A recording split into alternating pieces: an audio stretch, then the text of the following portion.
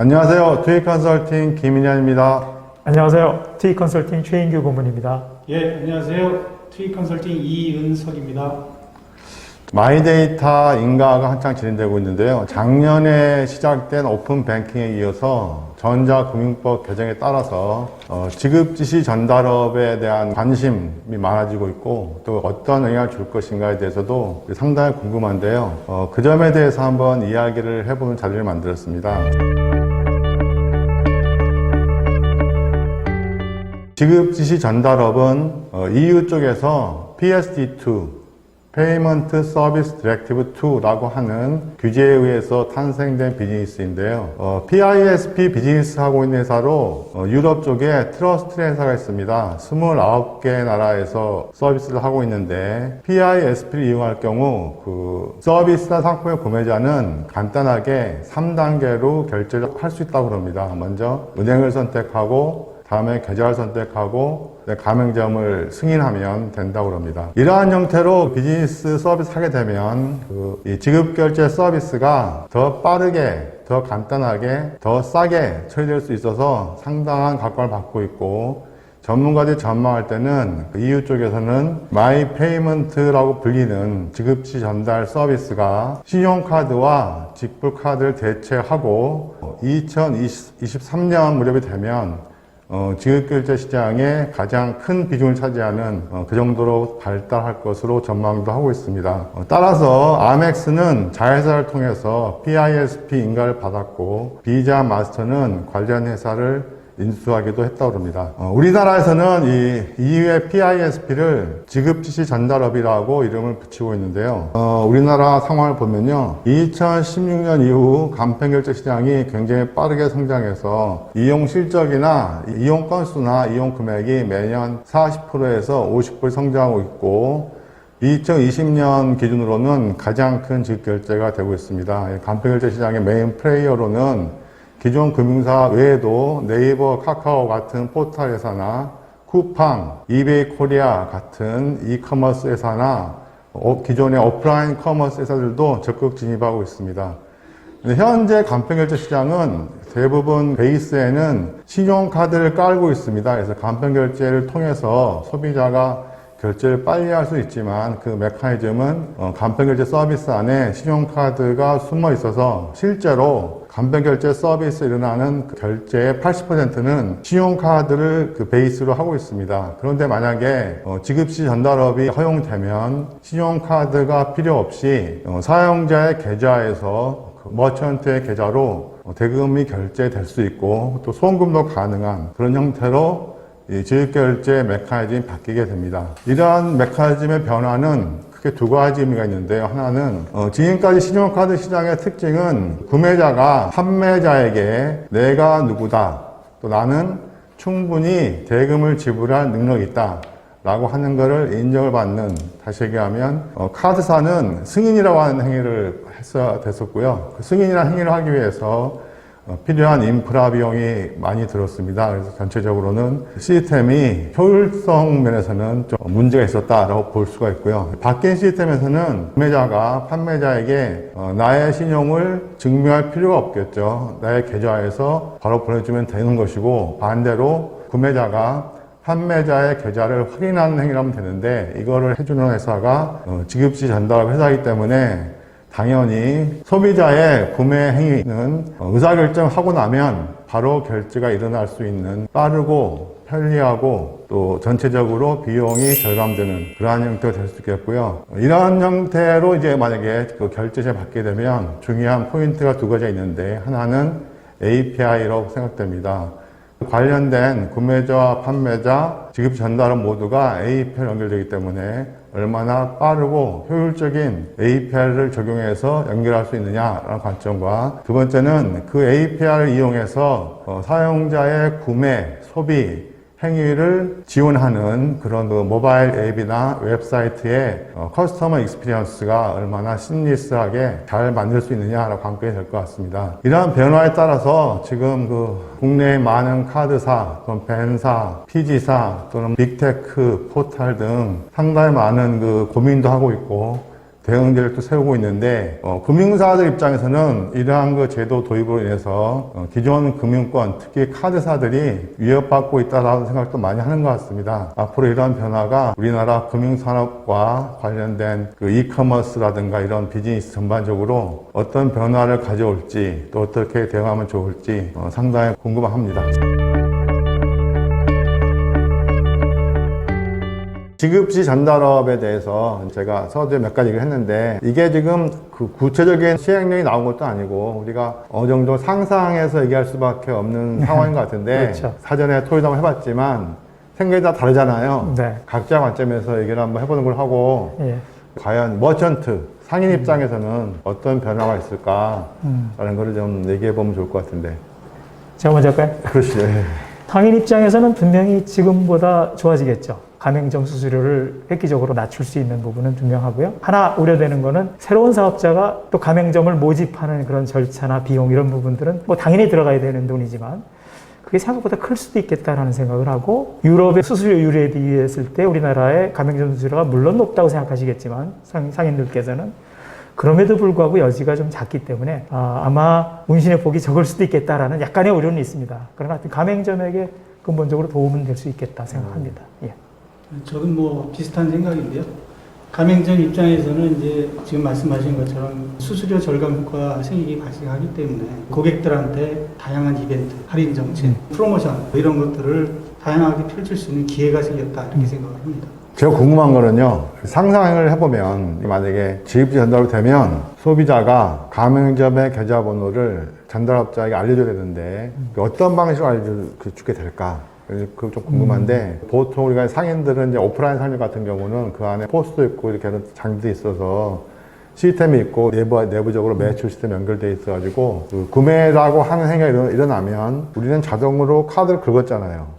카드를 긁는 순간에 데이터가 머천트한테 쌓이기 시작하는 건데 만약에 계좌번호만 입력하면 날라온다 라고 할 경우에 그러면 이제 상인은 나한테 물건을 누가 샀는지 데이터 확보가 쉽지 않을 수도 있겠다 이런 생각이 좀 점이 하나 있고 또 하나는 상인 입장에서 기존에는 어떤 가맹점 지원 프로그램 카드 회사가 마케팅 때려주고 막 이랬잖아요. 그래서 국회에서도 맨날 혼나고 카드 가맹점 마케팅 너무 많이 쓴다. 그것도 마케팅 편중되어 있다 이렇게 되어 있는데 이제 카드사라고 하는 지급결제의 큰 인프라가 빠져버리면 가맹점 스스로 마케팅해야 될 거예요 아마도. 그렇지 않겠어요? 결국에는 상인들 각자의 어떤 마케팅 노력이 필요하게 될 것이다. 네. 그래서 이제 한편으로 아까 말씀하신 것처럼 그 긍정적인 면도 있지만 머천트 입장에서도 준비해야 될 부분이 있다. 이렇게 생각이 듭니다. 두 번째는 이게 되면 소비자들은 뭐 좋아질까요? 나빠질까요?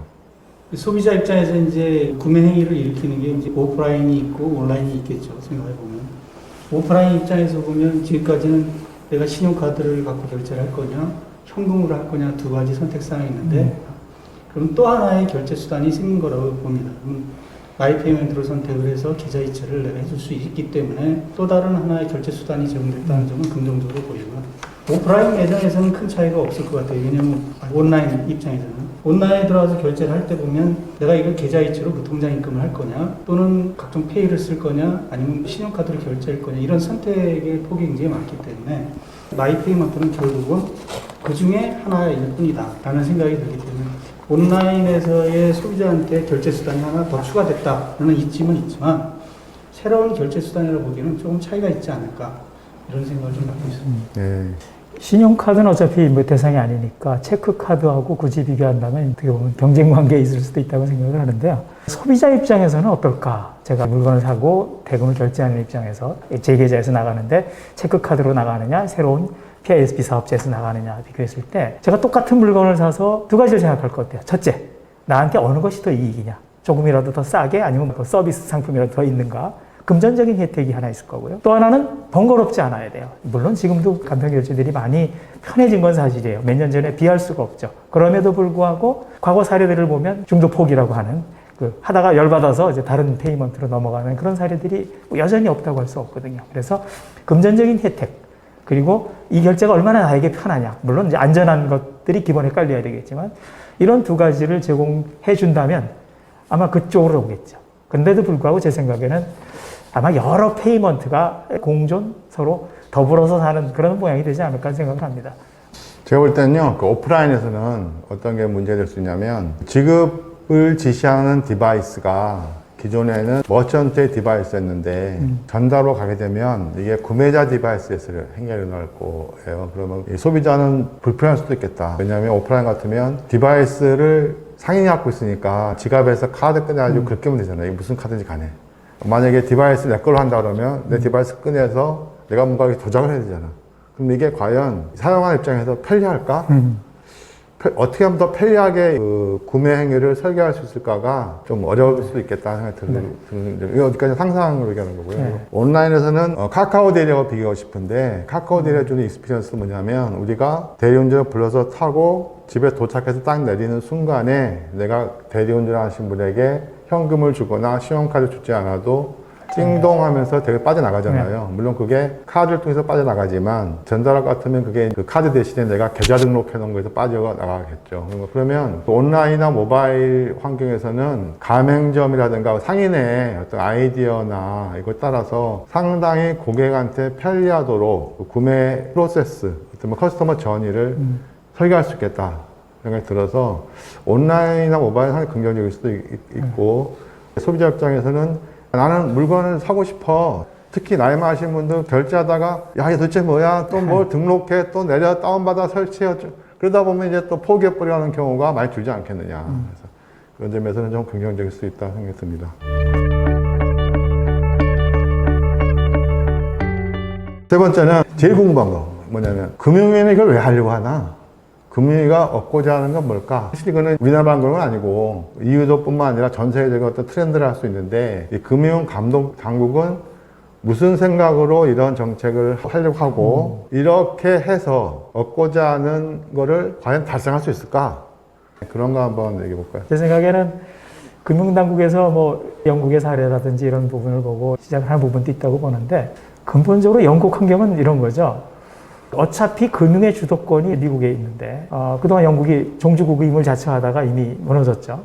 그거를 핀테크라든가 디지털로 뒤엎어보겠다는 생각이 분명히 영국 정부 당국은 있어요. 어떻게 보면 의도적으로 이 핀테크라든가 디지털을 활성화시키는 부분도 있다고 보고요. 그 와중에 ASP가 됐든 PISP가 됐든 지금 현재 우리 제도의 모태가 되는 그런 제도들이 태어났던 것이고요. 우리나라의 경우에는 조금 다르다고 생각을 하는데 아마 우리나라는 조금 더 이 사용자적, 그 고객에게 대해서 일반 영세상인이든 아니면 저희 같이 물건을 구매하는 그런 당사자든 금융회사 입장이 아닌 수요자 입장에서 뭔가 베네핏을 주는 쪽으로 거꾸로 보면 금융회사의 입지를 조금은 약하게 힘을 너무 발휘하지 않게 하는 그런 쪽의 입장이기 때문에 사실은 태생이 좀 다르다고는 할 수 있지만 의도하는 바는 뭐 제가 보기에는 지금 현재 이 정부가 추진하는 그런 정책 쪽의 그 라인하고 같은 맥락을 갖고 있다고 생각합니다. 서민에게 보다 나은, 보다 싼, 보다 편한 서비스를 제공하는데 그것이 happen to be 디지털이고 이런 간편 결제를 포함한 지급 지시 전달앱이라고 생각을 하고요.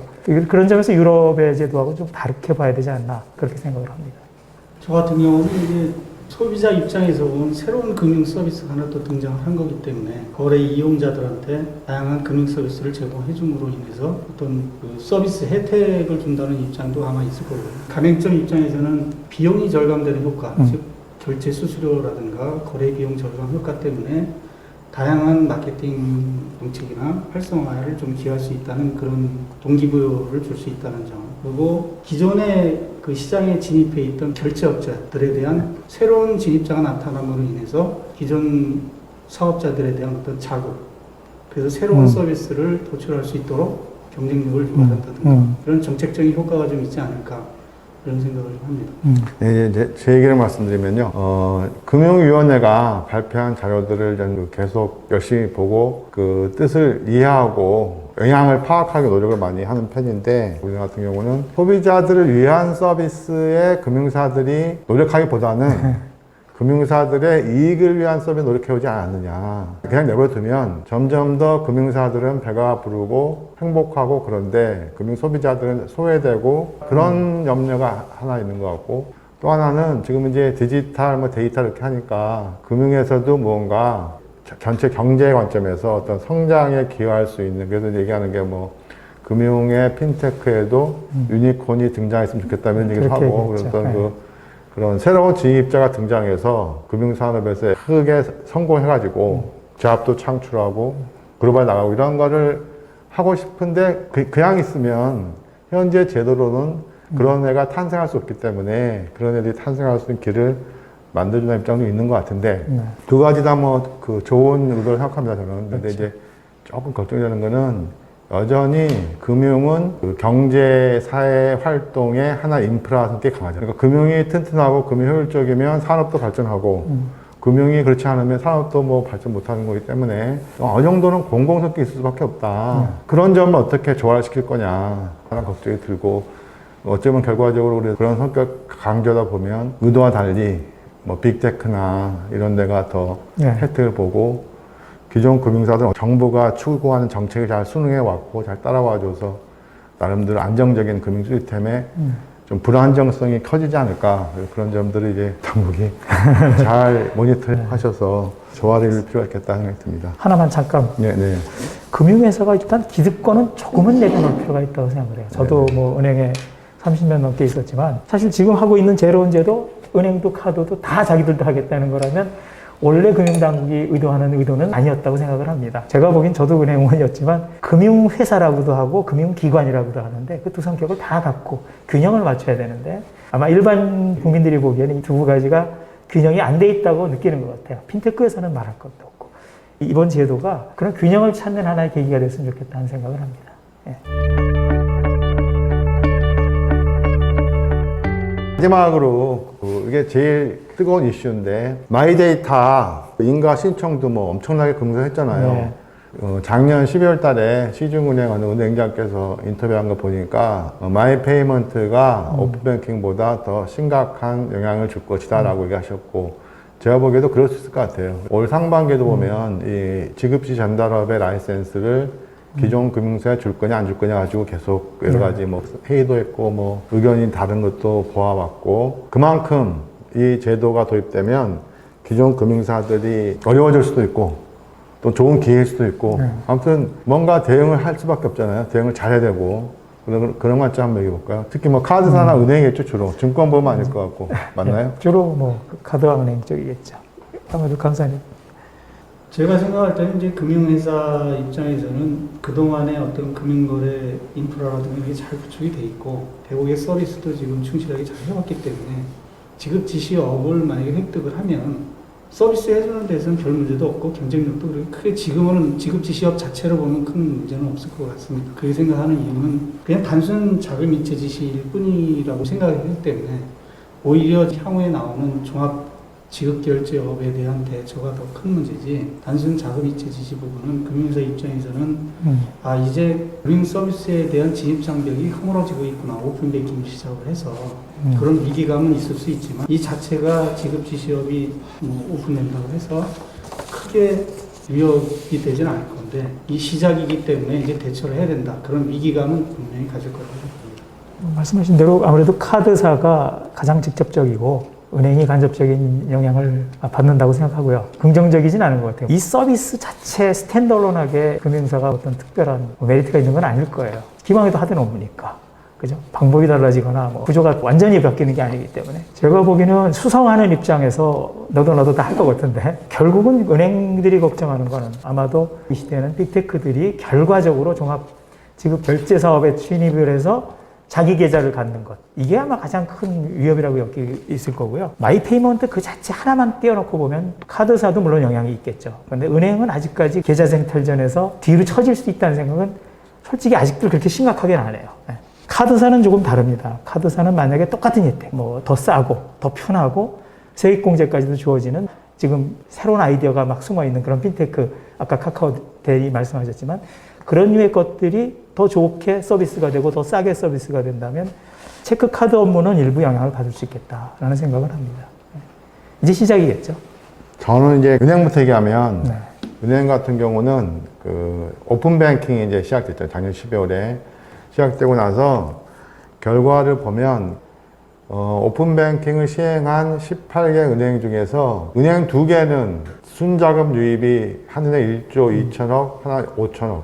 두 은행은 1조 7천억의 자금 유입이 있었고 나머지 은행들은 전부 유출이 더 많았다고 결과가 되었는데 한 6개월 뒤에 오픈뱅킹이 의미하는 게 소비자들한테 너 아무은행 계좌는 네 마음대로 써. 그래서 전혀 상관없게 해줄게 했는데 일부 상위 은행으로 자금이 집중된 경향이 있었다는 거를 유심히 봐야 될 것 같고, 근데 그런데 이제 지급지 전달이 되면 내가 상인하고 거래할 때 등록하는 계좌가 누구 계좌냐, 어떤 계좌 등록할 거냐라고 본다면 그게 아마도 자기 잔고가 제일 많은 계좌 등록할 거 아닐까요? 이게 은행에 주는 어떤 영향은 은행이 고객의 주거래 은행 계좌를 갖고 있다는 것이 더 큰 레버리지를 낼 수 있는 환경이 될 것이다. 그러면 어떻게 될 거냐? 그러면 이제 그 은행 간에 갖고 있는 경쟁력이 은행 성과 차이로, 지금은 제도 때문에 서비스 잘 된다고 해서 뭐 특별히 고객의 이런 건 없었는데 은행의 서비스력에 따라서 은행 간의 차이가 더 벌어질 수도 있는 계기가 되지 않을까 생각이 들고요. 우리나라 신용카드사는 이 비즈니스 모델이 외국과 좀 다른 것 같아요. 왜냐하면 얘네는 신용 판매 부분에서는 적자를 보고, 그렇습니다. 그것도 신기한 게 적자 본 이유 중에 하나가 가맹점 마케팅 비용을 퍼주느라고 적자를 보잖아요. 그러면서 여신에서 돈을 벌어. 원래 이 신용카드 업의 취지하고는 좀 왜곡된 점이 있는 것 같아요. 물론 여신에서 돈 벌지 말라는 건 아니고 신용카드사가 신용이라고 하는 결제의 메커니즘에 기여를 해서 거기에 따라서 가맹점과 소비자에 혜택을 주고 자기도 프라핏을 만들게 되는데, 그쪽을 어떻게 이용하냐면 여신을 하기 위한 수단으로 이용하는 점이 있는데, 그래서 지급지 전달이 되면 신용카드사들이 본연의 비즈니스에 더 집중하는, 그래서 제가 보기엔 가장 큰 거는 가맹점 마케팅 비용 같아요. 그거 사실 얼마든지 효율화할 수 있는 부분이 있다고 보여지는데 그런 거를 효율화하고, 카드사들도 한 10년 전부터 이런 일 해왔어요. 사실은 우리는 밴리스 페이먼트 하고 싶다. 그래서 계좌 투 계좌로 결제할 수 있게 해달라, 그런 거 해왔고, 그랬는데 계속 여러 가지 문제 때문에 못 해왔는데 이제는 그게 가능해졌으니까 그때 카드사 입장에서도 이거를 꼭 부정적으로 볼 건 아니고 자기들 본연의 비즈니스에 집중할 수 있고, 거기에 따라서 전체적으로 이 경제 시스템의 중요한 역할로 자리매김할 수 있는 그 계기가 되지 않을까, 그렇게 생각이 듭니다. 동의합니다. 맞는 말씀이죠. 오늘 얘기해 주셔서 감사하고요. 아쉬운 거는 우리 세 사람이 얘기하다 보니까 생각이 너무 많이 달라. 다른가요? 같았나요? 비슷한 줄 알았는데. 같았구나. 그걸 우리가 얘기하면서 같구나 다르구나만 느끼면서 얘기했듯이 네. 아마 이 제도도 그런 과정을 거쳐서 제 모습을 갖춰줄 것 같습니다. 네, 잘 돼야죠. 우리 같이 박수 한번 쭉 끝내시죠. 네, 수고하셨습니다. 고맙습니다.